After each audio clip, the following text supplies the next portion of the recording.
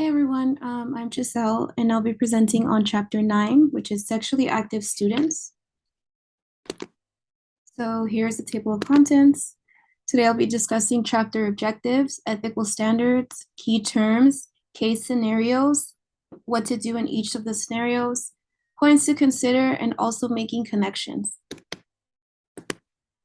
Some of the key terms that stood out to me were the first one was developmentally delayed. So this is what you would call somebody or a student who has not gained the developmental skills expected for him or her compared to others at their same age group. And then we have safe haven laws, which basically protect newborns and mothers. It's a law that allows birth mothers to leave their newborn at a hospital, fire station, police station. And then we have judicial bypass. This is basically the process that grants minors state approval to have an abortion without parental involvement. A lot of times this happens when students are in danger of not being able to tell their parents because they have violence at home. So this law will protect them. We also have value-laden counseling. Basically, this is the counseling that counselors use to counsel students whose personal values are in conflict with ethical guidelines. And then here we have some chapter objectives. So after this presentation, what I hope that everybody gets is they will understand the rights of parents, guardians of students, and as well as counselors. We will learn about the rights of pregnant students. We will recognize how your values can interfere with working as a counselor to sexually active teens. We will understand how school and setting and the role of confidentiality within those bounds. And then we'll also learn strategies to discuss sexual activity among teens. So confidentiality and ethics. As counselors, we're going to be put in very vulnerable positions when implementing consequences of student and sexual activity. So three of the guidance models that a lot of counselors refer to are personal values, which are our own. This is like areas of belief that we have. The school board policy. This is basically the laws that are put into place by the school board. And then we have the school setting. So a lot of the times it depends on the school culture and the environment that you're surrounded by. I think that the best defense in all three cases when making decisions is to always seek supervision or consultation when you need support. If you're in a dilemma where you don't know how to advise or you don't know how to respond, the best thing to do is to just stop and always ask for supervision from an administrator or someone that you can confide in. These are appropriate counselor supports for sexually active students. So as counselors, the main thing that we have to do is provide education that involves instruction for students, parents, families, and all stakeholders.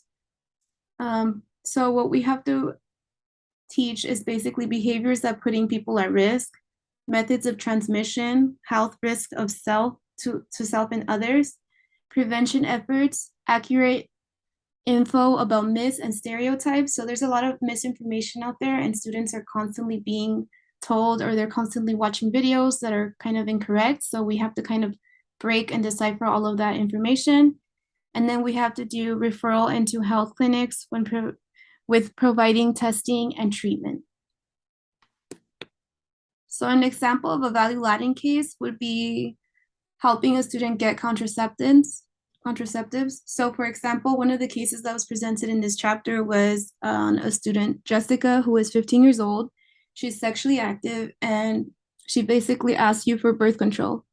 She refuses to visit the nurse and has no support from her parents or no transportation to get to a clinic to receive the support that she needs. Some of the points to consider are transporting students for non-emergency medical attention is never acceptable. So in this particular case, we would not be allowed to transport Jessica to a clinic without parental involvement.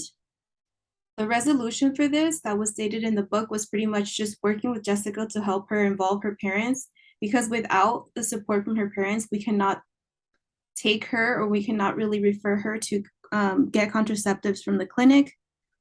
And then effort to get contraceptives, we would have to have that involvement from the parents. So some considerations when counseling students are, the first is the parental and the guardian rights. So for example, in abortion, we always have to consider the religious beliefs by the parents and also what they stand for. So if they're against it, we cannot we cannot be opposed to what they believe in. We also have to consider diversity issues. So we have to think about the students' ethnicity, socioeconomic status, their gender, their race, and their sexual identity. Some developmental issues that we have to also consider are to determine if the intervention is needed. In some specific cases, which are more severe, we do need intervention cases from the entire counseling team and the rest of the stakeholders. We also have to consider minors' behavior. And by behavior, we mean like the history of the decision that they have or the history that they have in their behaviors and decision making. So if we see a student that we know is prone to make a lot of risky or take a lot of risky behaviors, we do have to seek out more support. So some areas to avoid involvement in are student medical referrals. So in specific for abortions or medical procedures, we as counselors cannot refer the students, but we can give them support. So another thing that we can't do is minors must have, this is the only case in which we can do this, is when minors must have a judicial bypass. So the judicial bypass is basically granting them approval to have an abortion without parental involvement. This is the only case in which we would be able to support them. And it also falls under the education code, which is 49602, basically stating that school counselors are required to disclose pregnancy or abortion info when a student is 12 years old or younger. So this is when we have to disclose the information to parents or parental guardians. And as far as disclosure, if you believe that there is present danger to students' health or their welfare, we also have to report them. And we have to inform them of that. So abortion counseling and courts. So this is another case when you're seeking support for abortion. One of the cases that was presented in the book was by Regina. She's a 16-year-old pregnant girl. She asked you if you can help her find basically options for abortion.